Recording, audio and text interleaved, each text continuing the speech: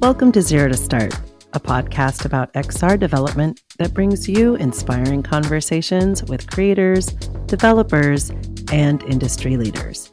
I'm your host, Ceciliana Trevino. What makes XR meaningful?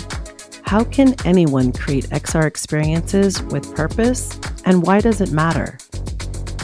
Last week, we explored the answers at the MeaningfulXR conference at UC Davis and in VRChat. They brought together a dynamic XR community from across the globe and featured some of the latest academic research using XR across disciplines, including education, design, AI, health and wellness, tracking data, and a lot more. On today's special episode, I'm sharing the audio recording of our panel, Creating Platforms and Apps to Better People's Lives, led by Carsten Becker, faculty in media design and extended reality at USC's Iveen and Young Academy. We also hear from Carsten's recent Neely Center student mentees who are designing purpose-driven XR for social impact. I want to thank Carsten Becker and Robbie Rattan, the MeaningfulXR Executive Director. Be sure to check the show notes for resources and links to the projects that we highlight in today's episode. Let's get started. This is going to be a little bit different. Our format is a little bit different. I brought a bunch of guests. I came up from LA. We have guests here from the Bay Area. We have some students that I brought from USC. Do we have any UCLA in the house? No? Okay, good. All right. So this is going to be a little bit different. We're not going to show our work necessarily and talk about individual projects. What we want to talk about is ethics and the ways of creating our work and sustaining our work. That's really our topic here. So I'm going to, as I swipe through these slides, I'm going to start introducing everybody. But we do have here, just real quick, Avi Barzif on the far left from you. Then we have Ceciliana Trevino. My name is Carsten Becker. We have Gulja Hashaik. And then we'll have a surprise guest as well later. So our panel is called Creating XR Platforms and Apps to Better People's Lives. And that sounds pretty generic or wide, but that's really, I think, what we all want to do. So goals of this chat, so you have a little bit of an idea where we want to be at the end of maybe 45 minutes, and then we'll do 15 minutes of Q&A. We want to talk about ethics, designing with a purpose mindset.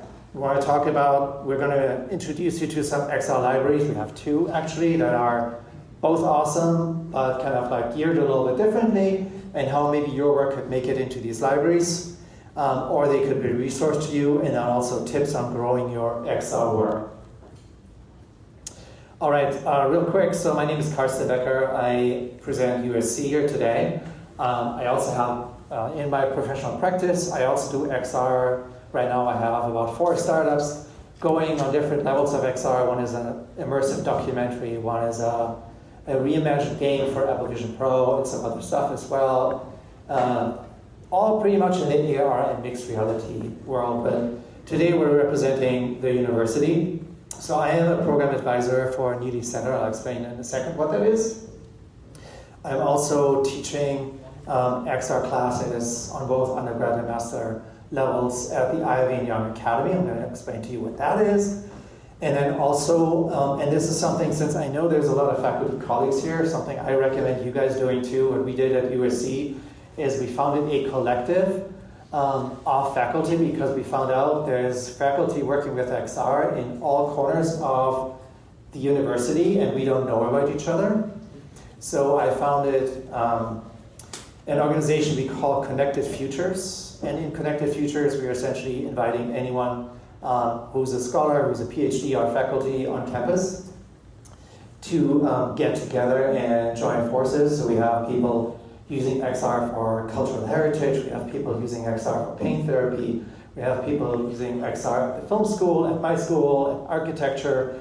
So after we were done finding everybody, we found out we have about 25 professors working with XR. And it's good to get them all together. So I would encourage you to do that at your university as well.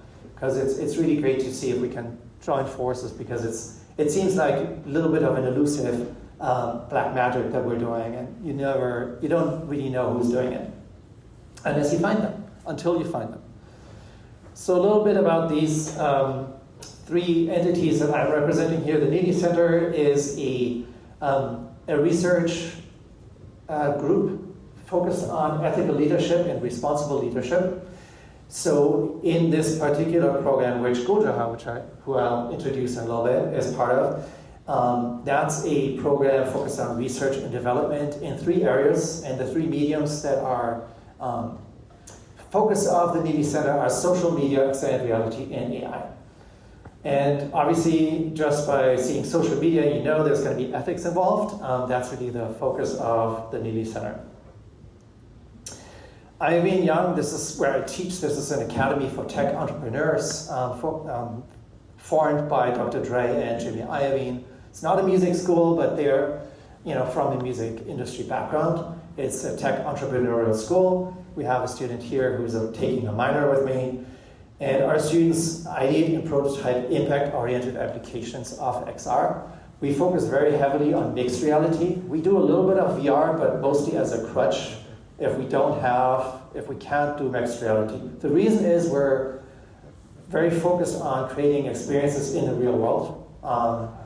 We're creating experiences for spaces. We want to create experiences that are happening with our physical bodies involved, and I think that could address some of the things that we heard from the keynote speakers.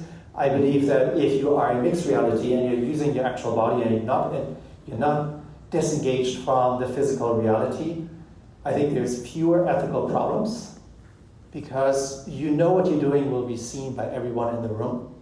So I feel like that evades a little bit of the ethical problems and embodiment problems that we have seen in VR. When I talk about wearables and spaces, so I was just leading a 8-week workshop with Honda where we were innovating on the future of XR inside cars and the future of mobility and how these spaces like cars, rooms, museums can become immersive spaces with mixed reality. So you're mixing the physical and the digital into phygital. That's really our focus, and here's one of my students with the Apple Vision Pro. So one thing I'm really excited about with mixed reality, because I really don't like VR hand controllers, is that we can use our bodies and our natural forms of communication to work in these spaces. Hand gestures, voice, and eye tracking, I think that's really the future. Plastic hand controllers hopefully will be the past very soon. But with these, obviously, opportunities also come some concerns. And that's where I wanted to introduce Avi. Avi, you came to USC last year, around pretty much a year ago, and you held a great keynote on some of the concerns about biometrics, eye tracking. Do you want to elaborate a little bit on your work in that space? Yeah. Well, I just for background, have worked at Microsoft on the HoloLens, I worked on Amazon Echo Frames, and I worked at Apple on the Apple Vision Pro.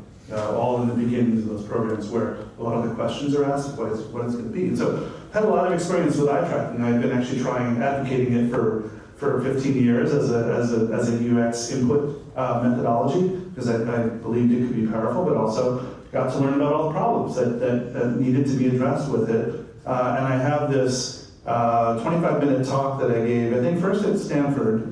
Britton Heller had brought me down there to give it. I won't go into all the details because you should just watch the 25-minute talk, but long story short, it will scare the crap out of you as to all the things, very much like the talk this morning about all the things that can go wrong, all the ways you can be exploited. And the end of the story, after you understanding how it works and how it can reveal data about you, is that any company with an advertising-based model is already essentially trying to exploit us to get us to buy things so that they can make more money. This will take it 10x up from there. So it will enable people to get you into a state where you are emotional, not thinking rationally, not making great decisions, but being persuaded by whatever content they want you to be persuaded by. And that means selling cars, that means selling politics, it could be anything. And that's the danger, is that we can lose our our cognitive freedom. We can lose our ability to think for ourselves when we're constantly bombarded with these cues that know so much about us and can control us.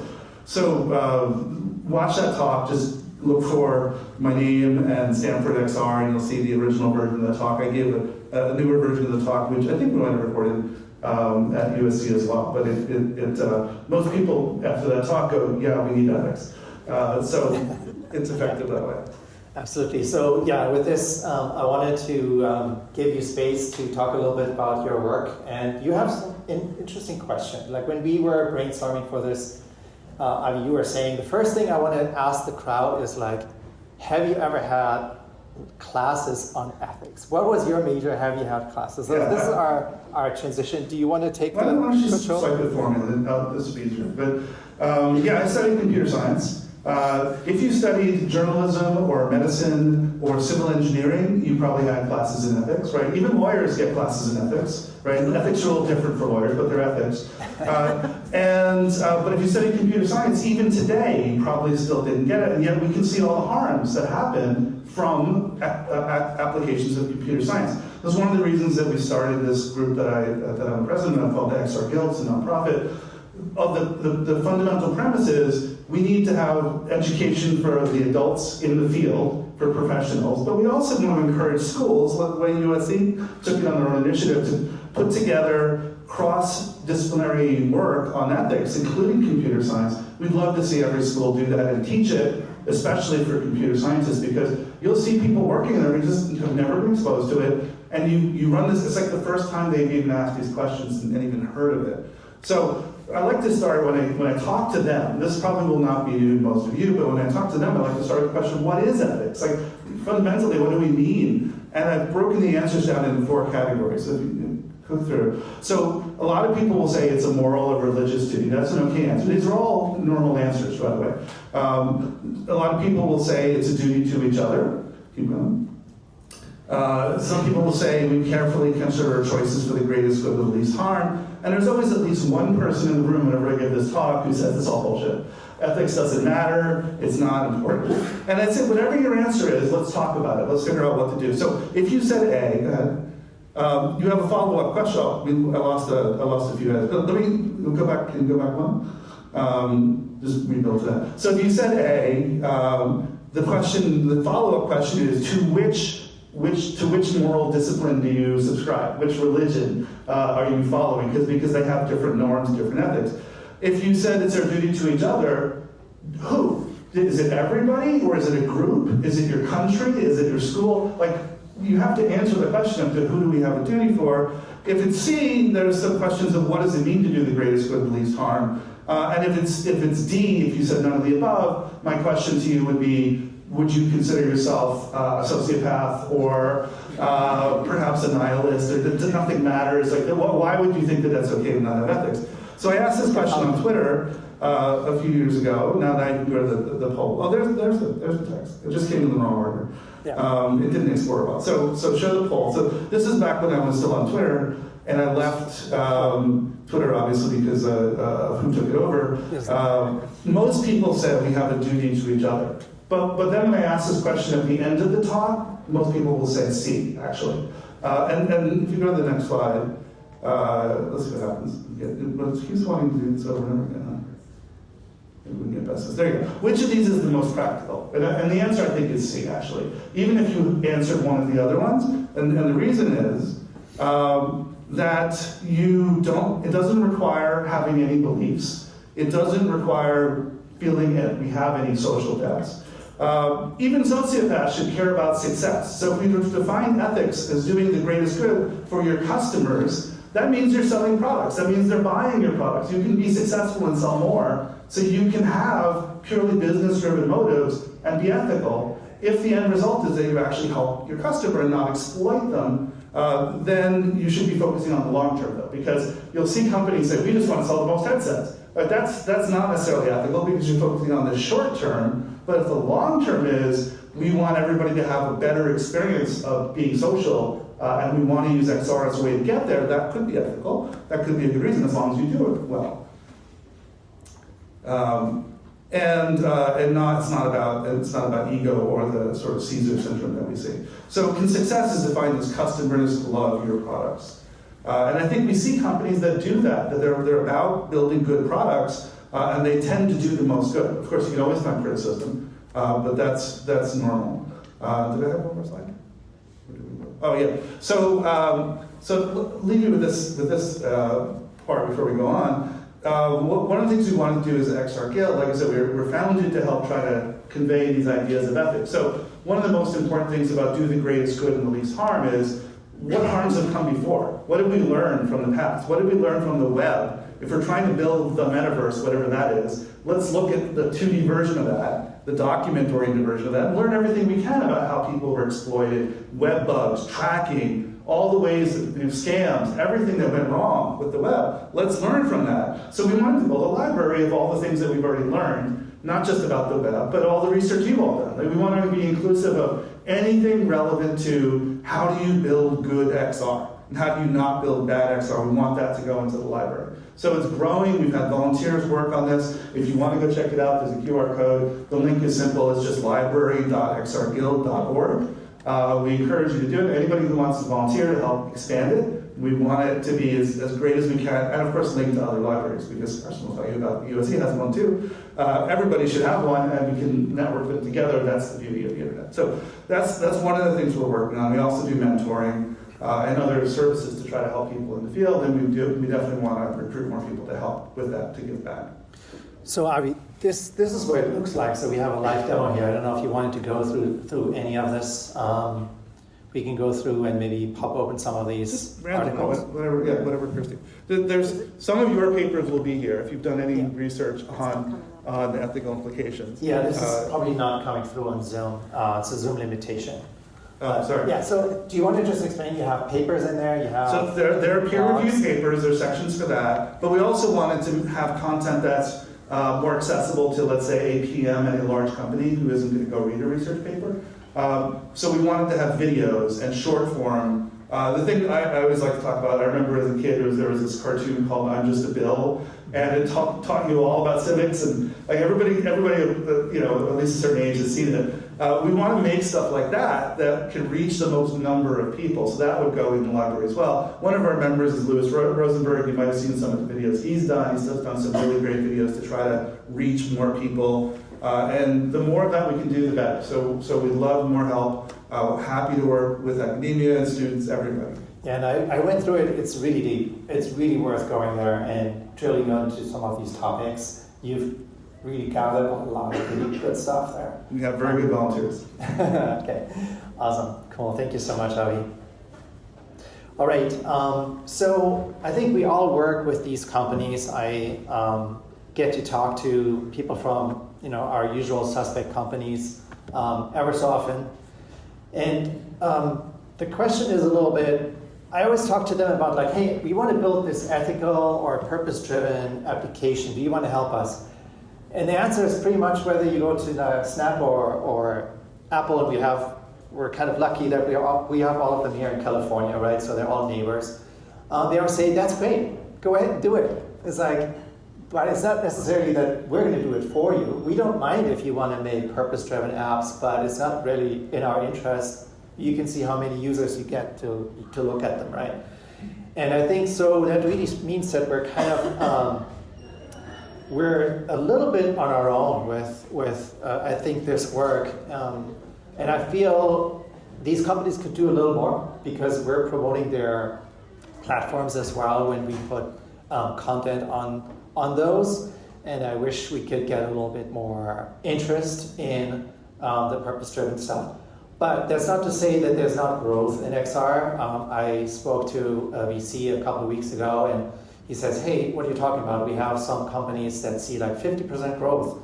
They're mostly in training and medical. That's really the two areas right now that are buzzing for XR.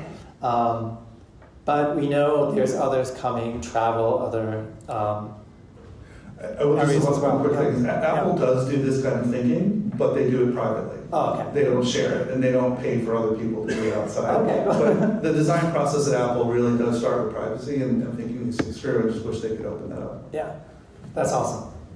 That is great. I wanted to introduce my next guest, Cecilia Tribino, here to my right. So Cecilia, you have a podcast, and you are also a producer of XR. You want to talk a little bit about your work? Yes, it's great to be here with everyone. I really enjoyed all your projects and seeing them, so thanks for our hosts and having us here for MeaningfulXR. It's something that's very close to my heart. I'm a 3D designer, immersive developer, and podcaster.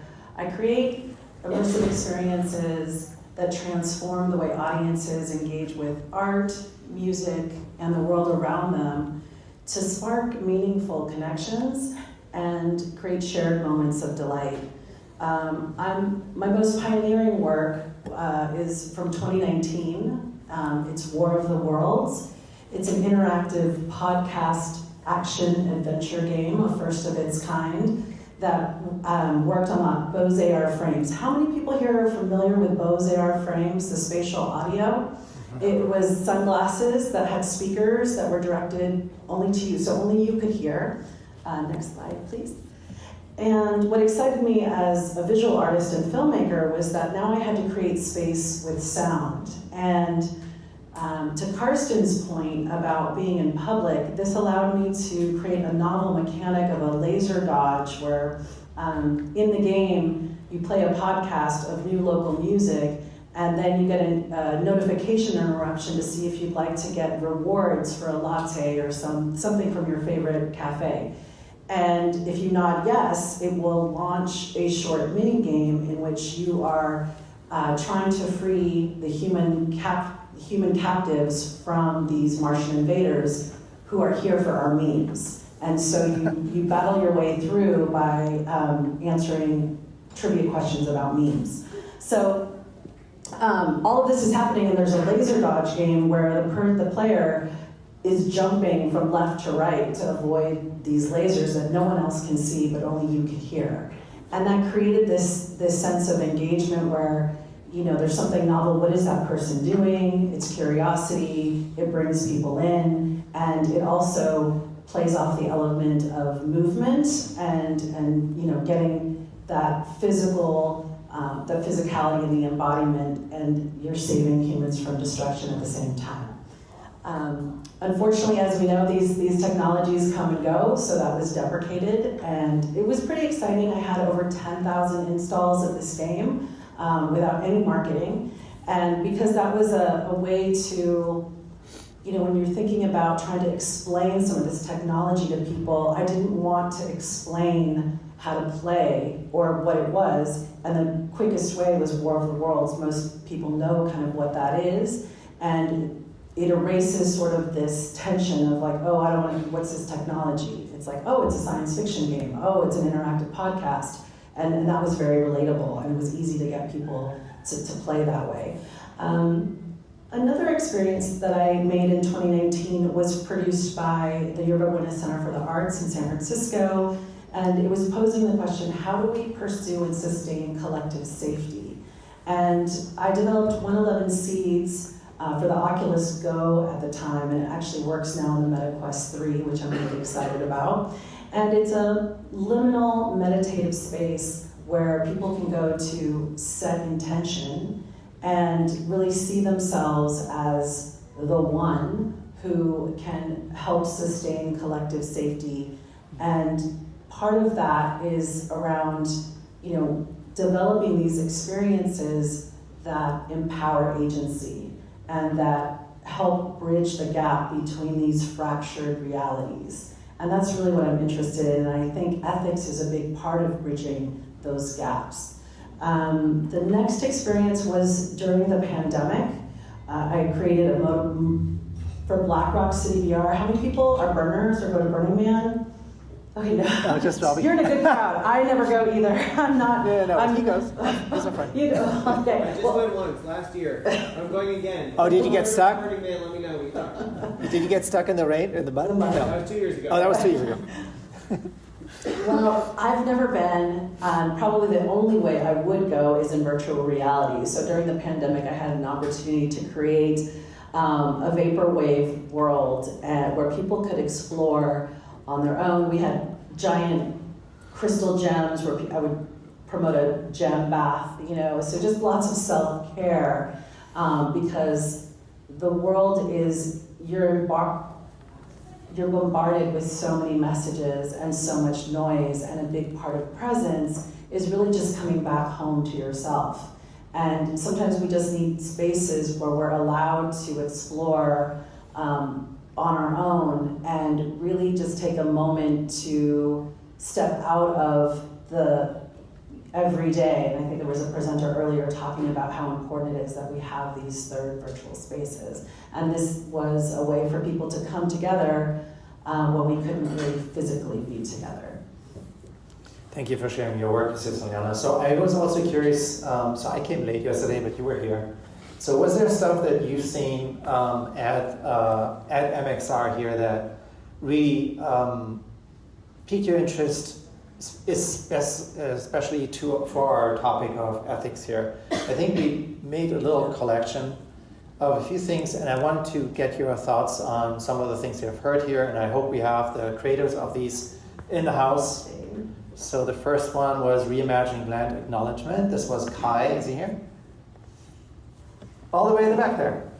Really powerful experience with moving and talking about how oftentimes in universities, in these spaces that we inhabit, we don't understand the history, and there's no real way to connect with it beyond physical events that happen maybe once or twice a year. And so reimagining land acknowledgement was able to create that persistence over time where anyone could opt in to not just learn about the historical stories of the area, but from within the voice of the people that were impacted by the harms there. So I was really moved by the message of nothing for us that is without us or not by us. And again, that sense of creating agency in that gap between what we're told and the status quo and these voices that have gone unheard for far too long. So I feel like those kinds of experiences that bring that historical story into the present day really emphasize our shared humanity. And so that was a powerful message and project. Yeah, one thing too, one question that we have on here that we were discussing last night is like, how do we create continuous engagement with these communities, right?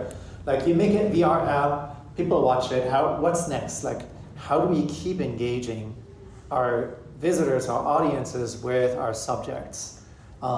Coins. No, sometimes there's like reward, activations, or there's that sense of word of mouth. If there's a way that you can share the experience with a loved one, or I think, again, it's interesting how these layers of communication come in, and fundamentally it still comes back to the word of mouth and trusting someone's recommendation from a friend. But again, also, how do we have that replayability? And that's just new content, new devices, new platforms, right? So if you've got this AR experience on mobile, how can you incorporate that into the website? Or how can you create a 3D website? Or how can you create a Spotify playlist? Just different touch points with media that bring people back to the voice and story of people that have gone unrecognized.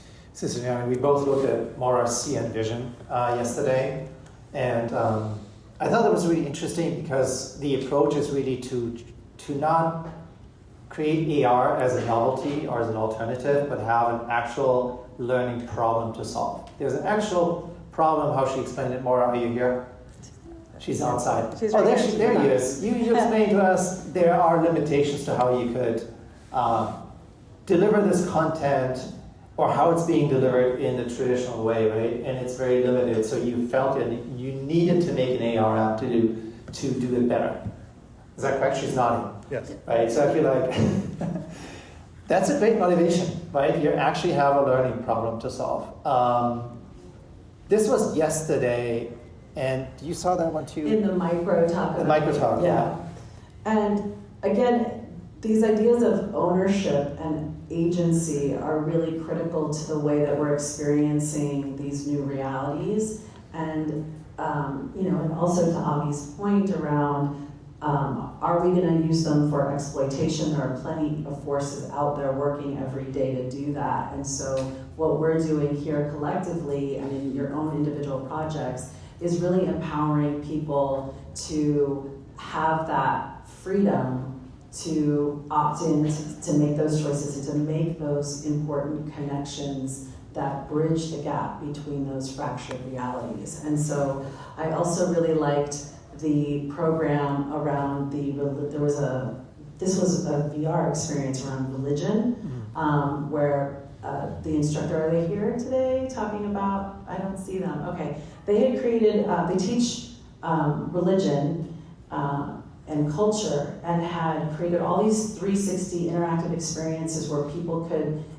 experience the sacredness of different religions. And in that particular case, it was essential that it was 360 video because they had to have the immersion of being in a temple and the different components that make up the sacred space, where people could freely explore without feeling like they were either one, being indoctrinated, or that there was a way for them on their own, again with their own agency, to take the time to contemplate these spiritual practices. We also saw today Caitlin's presentation on the biometric comfort levels and levels of immersion. I thought that was really interesting. So thank you for contributing that. So we feel like there's definitely the air of caring about ethics in this room, and that's why we think it's great to be here and share this with all of you. So we want to talk a little bit more about idea finding. So when I teach XR, I typically go from seeing what ideas that people develop and then really challenging them into like, why are we doing this? Why are we doing this in XR? And I think this is also reflecting some of the questions that our keynote speaker was bringing up. Why VR, right? Why XR?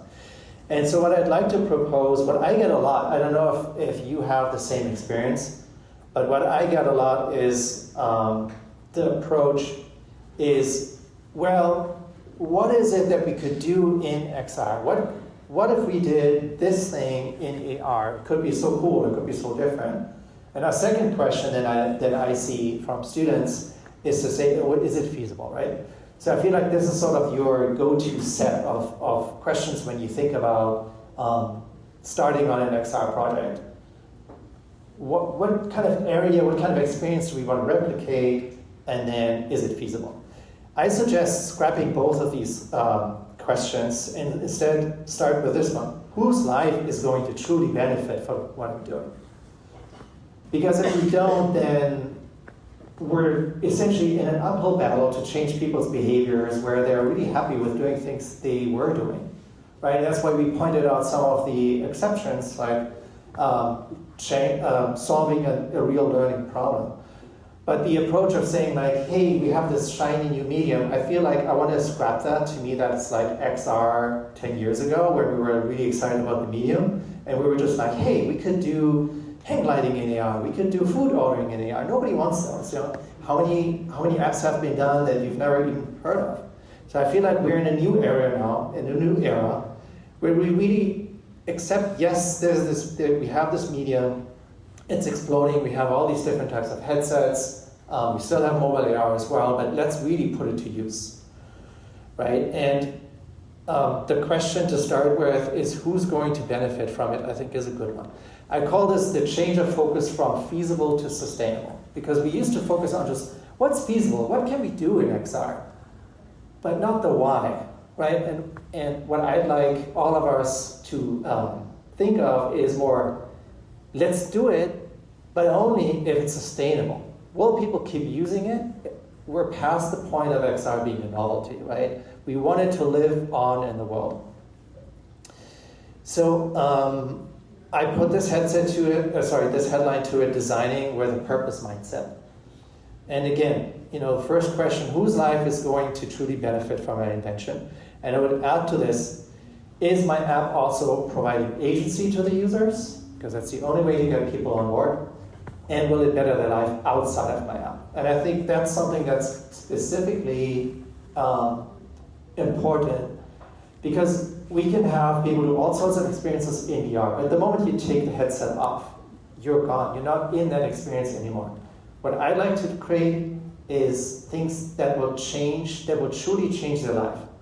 Right? For instance, if in Kai's application, people find a voice, they will feel this voice after the audience has taken or has completed the VR experience, because this is actually changing their life, their real physical world life, right? Because there is now this experience out there that creates awareness for them. So we were talking last night about designing in an ethical framework. How do we want to define this?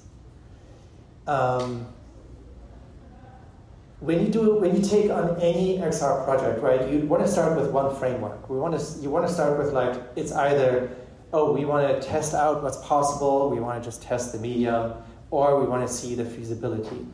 But when we come from an ethical standpoint, I feel we're on a path that gives us more robust answers. It will also give us more complex questions. Like, for instance, today we saw Aurelius Machaboke on dyslexia interventions. There's a lot of questions that come with it. I'm also curious about the micro talk on virtual patient sins from mental health workers. Who's going to give that one? It's probably somebody here in the room. I'm excited about that. So very complex questions come up when you don't just make a game, right? But you want to make an ethical application or a purpose-driven application.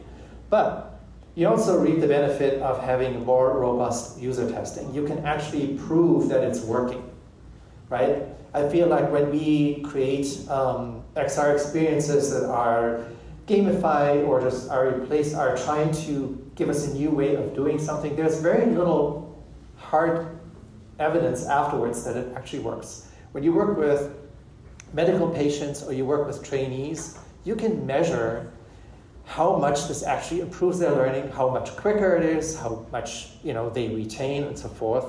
And I'm saying that because this is also where I think we need to think of how we can sustain our work. And our work will need investments. And if these investments are drying up from public funds, we need to find investors. Investors are tired of waiting for XR to become mainstream. That doesn't work anymore, right? It's been like 10 years. We had at USC, one of Guljahar's peers did a research. She interviewed a bunch of VCs and it looked at investments in the tech sector. And of all of the investments in the tech sector, XR was like below 1%. So there's very little trust from investors in this technology, but there are areas like training and medical that are working, and there's proof, and that's what we need to do. We need to make stuff that works and can be sustained, so it turns into an industry, and there's more trust for people to give money, so we can keep doing our work. So I wanted to introduce with that Gulja. So Gulja is one of my mentees. She just graduated, congratulations, with an MBA from USC, and she was a fellow in our ethics fellowship program for mixed reality.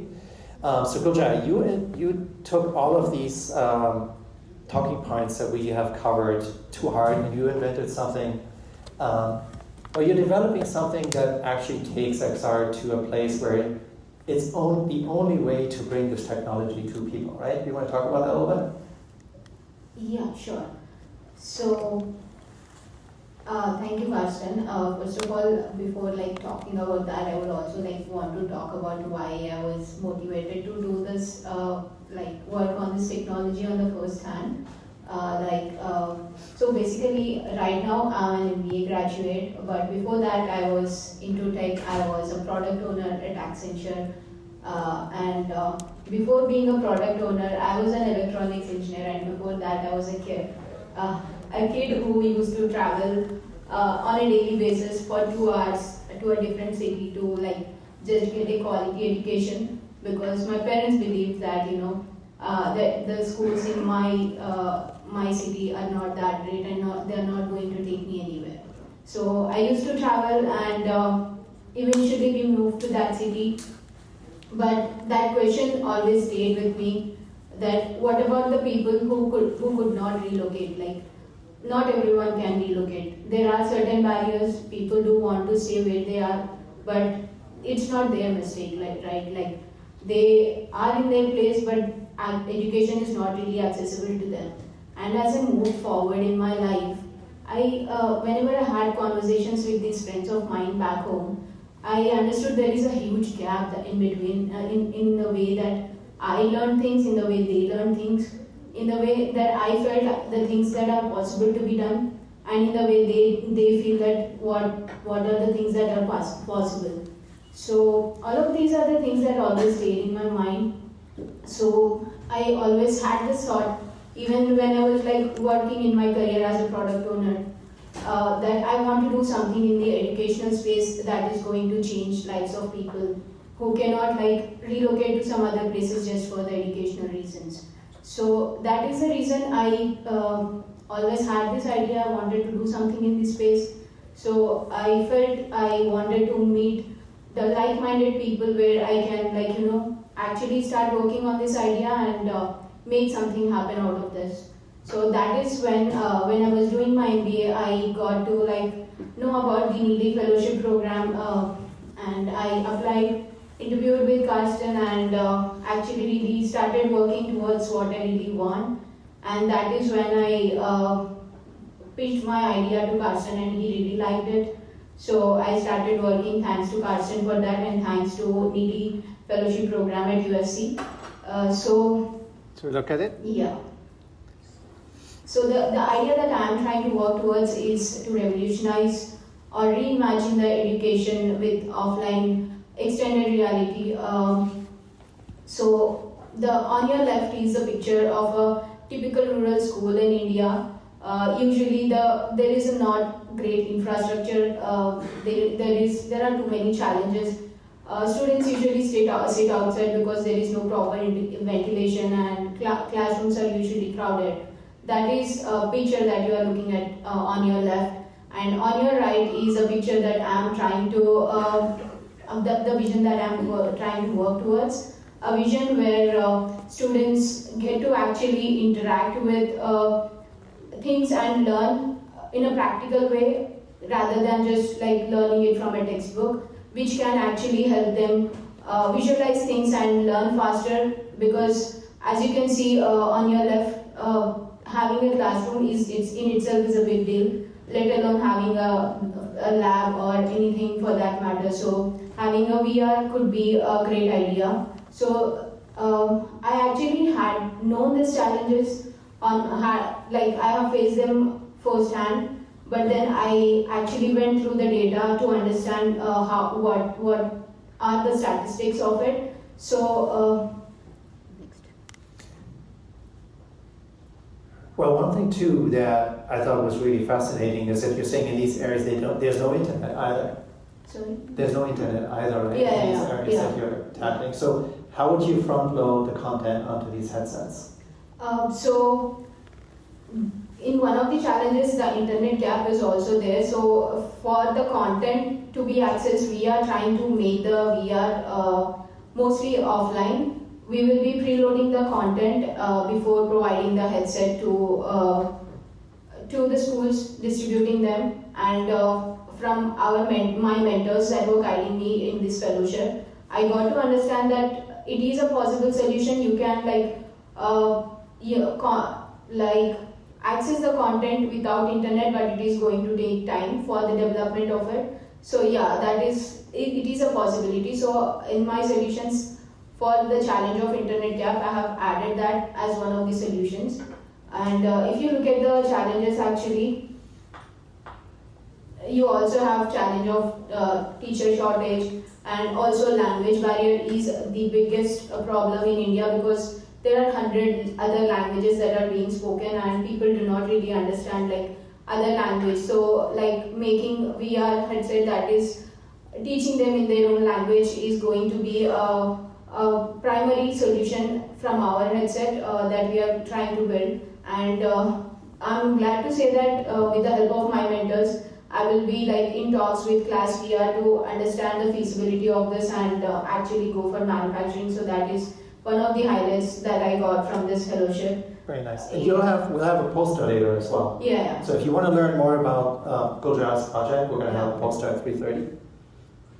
And you have an implementation plan how you're going to work with the local teachers and how you're going to preload the content and then also deliver it, right? Yeah. Okay. So, you want me to? Yeah, I think we can go over that a little bit more on the poster at 3:30 too. But this is just a little. We have one more thing to cover, and that's I promise you we have a second library or gallery. So while Avis is really looking into research papers, the one that we built at USC is really more of a gallery. So our idea for this library was to curate content that gives people a chance to look at what can be done in XR that is not commercial, that is not game, because we know that XR, especially VR, has a gaming sort of stigma to it. And for people that want to develop or maybe want to invest in this technology or just maybe are curious, it's sometimes hard to find the really good stuff. So what we did in this library, you can see here, and I'll send you the address. I think it's just neelyxr.org. So essentially, we focus on four impact areas: access, education, health, and social awareness. And you'll find tons of projects and companies that are working in this space specifically. So the idea here is to cut the clutter, and for those who either want to invest or create something in a specific space, let's say in education, what has been done in education, you'll find really good examples here, what has been done in health or social awareness. And I also hope that this can be a library that can connect creators to investors eventually. Building strong teams. What do you think, Avi? What do we need? Yeah, that's an important question. So we don't get any government funding, so I can say that diversity is very important. Yeah, I've seen this firsthand in our work that it's not enough for having a monolithic team trying to come up with ideas. They're not going to come up with all the ideas. You need people from different backgrounds, different genders, different cultures to come together to answer the question of what is going to be impactful. What can we do that would actually be meaningful? The way I would phrase what Carsten was saying before was, how does this thing we want to build in XR, if I could just do it on a smartphone, why wouldn't I do that now? Why would I wait and use all this expensive technology when I could just do it on a smartphone? So you have to answer the question, how can it be better? And how can it meet a real need? You're only going to get that if you ask enough people and bring those together. So that's important. The ethical aspect, I think we've talked about here, is also very important. I think what matters, especially when we're talking about large companies, right? I was in a startup. I was able to say as a co-founder of the startup, we will not sell user data. Now, of course, I had a board member who said we will, and I got fired. But I said we won't do it. Like, I stood up for it. That was my job, was to say no. It doesn't always happen. You see right now, 23andMe is going through bankruptcy. What happens to all the DNA data? They said they promised the person who buys it, the company who buys it, won't abuse it. Who knows, right? So that's hard. What you want to do, though, is you want to get the people together who feel strongly about ethics and collaborate with them and have teams with them. And within the larger company, figure out who are those people who feel strongly about doing the right thing. And as I said before, we still need to reach the sociopaths. There are some percentage of our population that don't care. We have to show them why it's in their interest. But a typical meeting you might want to see inside a big company is, the boss says, we got to ship this right away, we got to sell as many units right away, we don't have time to think about how to make it safe. Somebody needs to raise their hand and say, we're going to do better by taking the time to make it safe. Here's why. We're going to save money, we're going to make more money, we're going to be more successful, we're going to avoid the PR flaps that we keep running into every time we do something. This is why we need to do it. Having someone else in the room that can back them up and say, yeah, they're right, here's why, here's data, here's where it's been done before, here's where it was done wrong and what happened. Educate the sociopaths to show them why it's in their interest to do it the right way. That takes people working together, talking quietly amongst themselves until it matters, and then backing each other up. And it turns out the answer to the question, how do you find those people, is the same answer to the question, how do you find the great jobs? Get a network. You got to talk to people. You got to figure out who feels the same way. You said before, word of mouth. Talk to people and find out how they feel, and then you can figure out how to work together. Absolutely, yeah. Ethical alignment, I think, very important. Choose, on the next slide we'll see, there's a model that, five of us get together and we create something as a startup. But some of us may also be in larger companies, and that's where you say, this is where you need to find the place where innovation can actually happen, right? Mm-hmm. On a more granular level, I think my slide here also shows a little bit of incentivizing everybody to learn a little bit more besides their own discipline. So I have some examples here, and this is essentially how I work with students at USC. It's like, well, so what are you? You're a programmer. Okay, you're a UX designer. You're a business major. You're a 3D artist. We need all of them, right, to create an XR project. But I feel like we need all of them to also understand what the other person does. So what I tend to tell people, is if you're a programmer, also study interaction design. If you're a UI designer, start learning 3D, because we're not in the land of screens anymore. We are now in the land of spatial UI. If you're a business major, like my students here, learn about UX. How about creating rewards and feedback systems? Or if you're a 3D artist, study animation and spatial navigation. It's not enough to build a really strong XR team. It's not enough just to find experts in all these different things from a traditional background. You will never get a pure visual effects person to be a good XR person unless they also understand what the programming takes, or what the feedback is, or what gesture interactions are. Right, so it's an upskill, really. Even if you get the multidisciplinary team, you still need to upskill.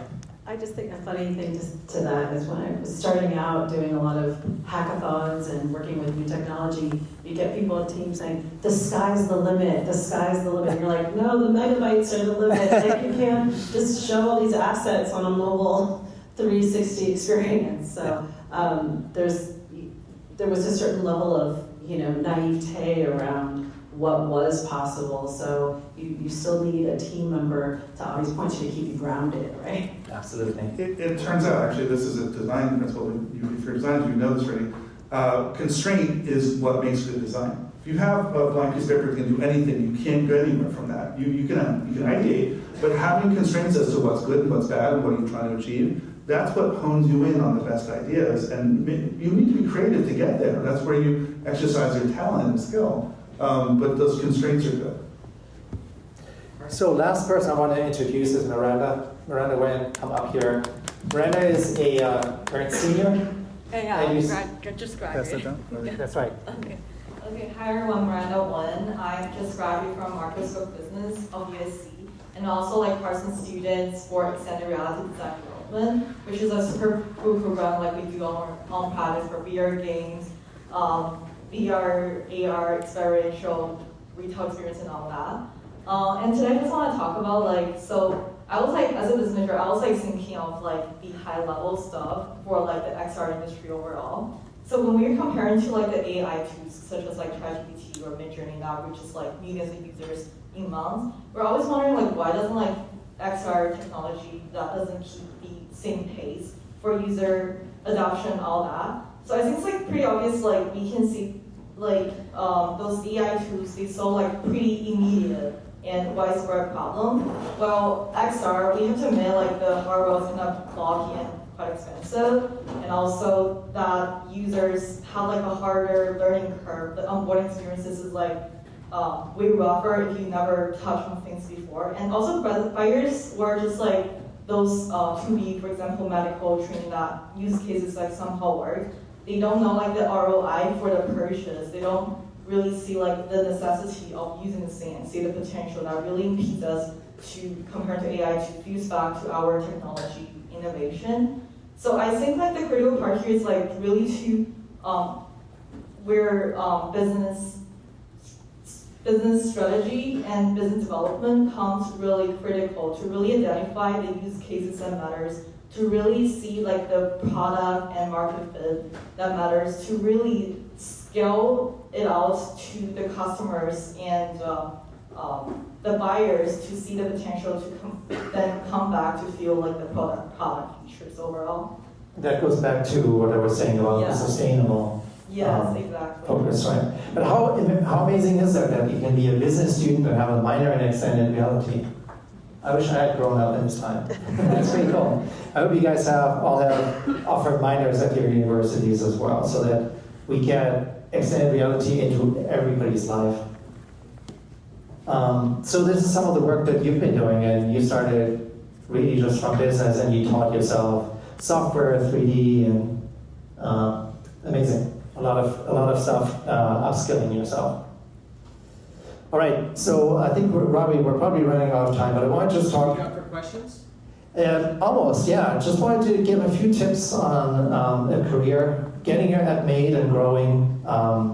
Again, the idea of the sustainable apps. Some of the things that I do when I develop stuff is launch in stages, right? You have a great idea. What's the minimum valuable product that you can actually, that's releasable, that people will like?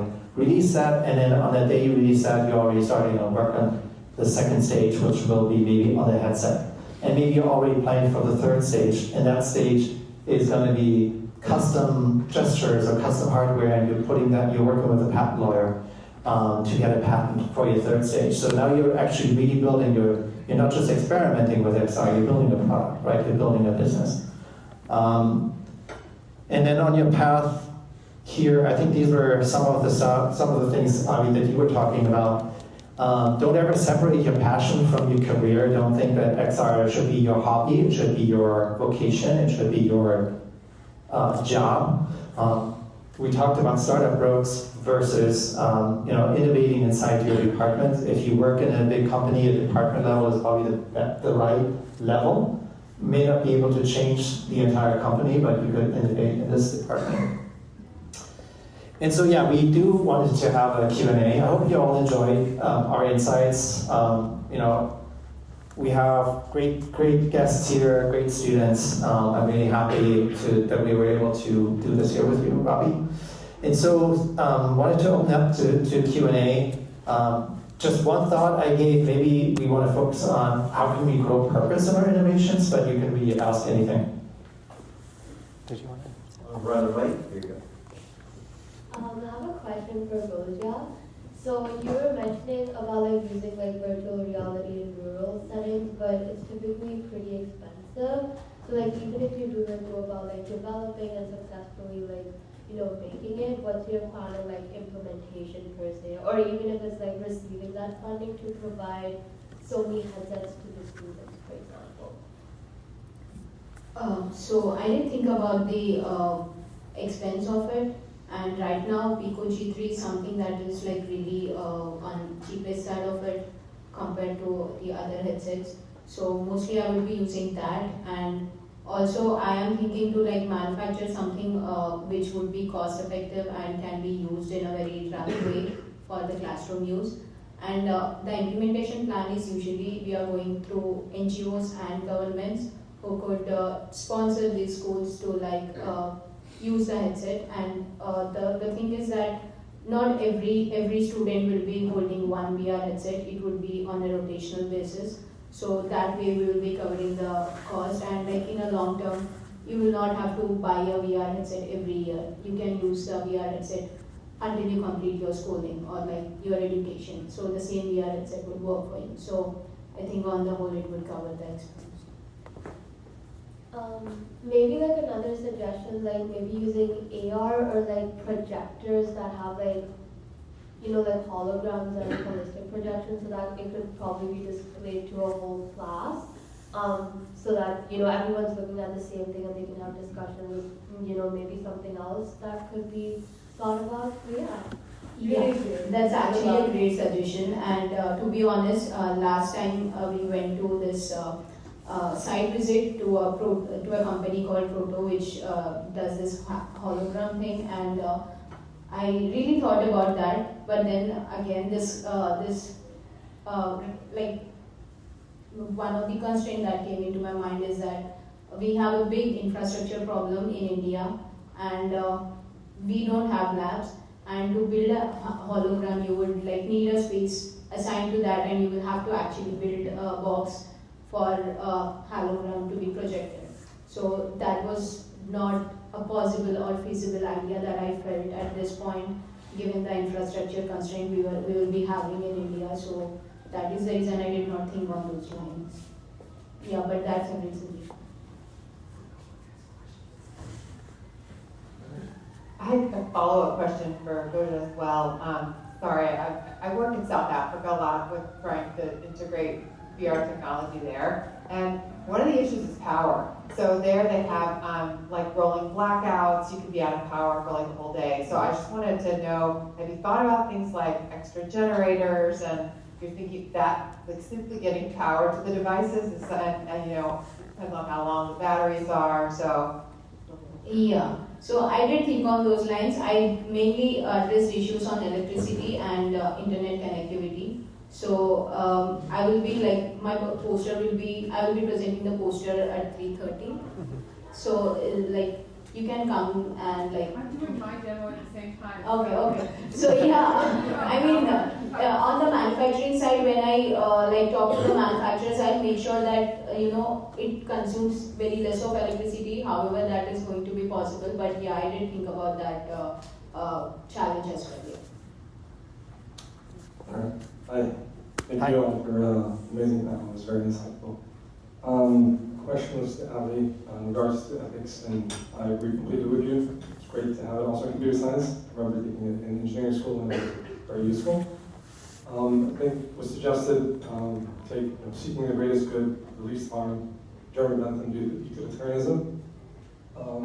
Did you consider how some initiatives to define what is good and bad in the context of VR or XR? Yeah, actually, we just in February revised a core set of principles that try to codify that idea. The principles somewhat say what's good, but also say a lot of what's bad, or what we don't want. And so I have to make sure I get you to the right URL, because the old ones are still there on the website. I need to put the new ones out. But if you, I believe if you go to principles.xrbuild.org, it'll take you to the right set. There should be 7, the new one number is 7. And what we learned, though, is that one set of principles doesn't work for everybody. That we can't just say, these are the principles, they should be made law, and everybody has to follow them. Because there'll be exceptions, and there'll be some things that don't cover. We extended it, for example, to cover AI ethics, which we hadn't before. Last year we added child safety, this year we added AI. But we took a stand and said that we think that AI should benefit the creators, and it's not ethical to be taking their content without permission and using it. That's not everyone's going to agree with that. A lot of the AI companies say they can't function unless they can take it for free. So that's debatable, and we also can't force companies to adopt these principles. What we can do is work with groups like the Metaverse Standards Forum, which has an ethical subgroup, and try to promote ethics at those companies and teach what goes wrong when you don't follow these principles, but you can't then say you must unless you want to approach it from the law perspective, enforcing these things through regulation and law, which is not us, but somebody should be focusing on that too. Any more? Again, if you're interested to get your work featured in Ivy's library or our library, please get in touch with us. We really want to get more of the XR community into it. All right. Thank you guys so much. Thank you. I hope this episode inspires you to explore some of the outstanding Meaningful XR projects and consider how you can build your XR dreams within ethical frameworks that can truly benefit your target audiences and beyond. You can support the podcast by subscribing on your favorite podcast platform, give us a rating, share this episode with your community, and connect with us on LinkedIn. Until next time, happy installing.